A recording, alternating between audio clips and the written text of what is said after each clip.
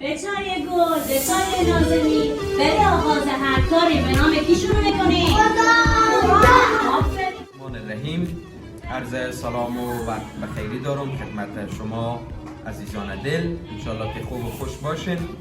امروز دهمین روز از شروع مکاتب در لیسه عالی خصوصی شمس لندن آکادمی هرات و ما خواستیم که امروز از شروع فکیجی یک ارزیابی داشته باشیم و امروز آمدیم بخیر با هم میبینیم که شاگردای صنف فکیجی چگونه هستند و هم میریم.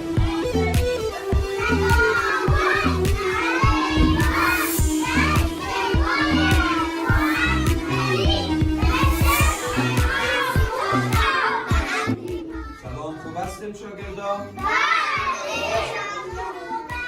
ممنون. صبح شما بخیر. بفرمایید بشینید.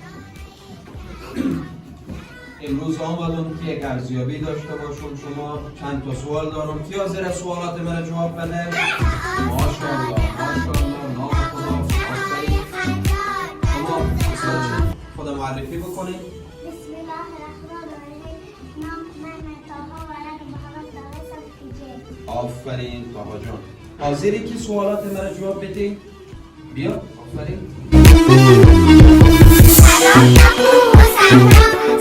ماشاءالله. شما هم تکرار کنیم شاگردا. یک انگلیسی چی میشه؟ 1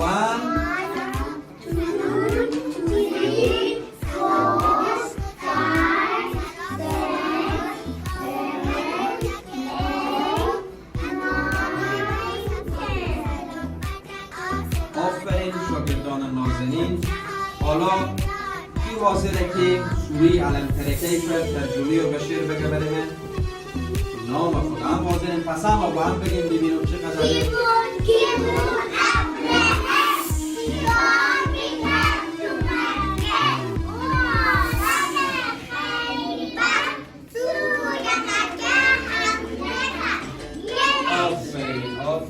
آفرین ماشاءالله به شما عزیزان. انشالله که آینده درخشان داریم شما عزیزان و من به وجود تک تک شما حالا من افتخار میکنم و به خود میبالم که شما بری عزیزان و نخبگان در مکتب شمس لندن آکادمی درس میخوانیم و ما و تیم کاری هرات به خدمت شما قرار داریم.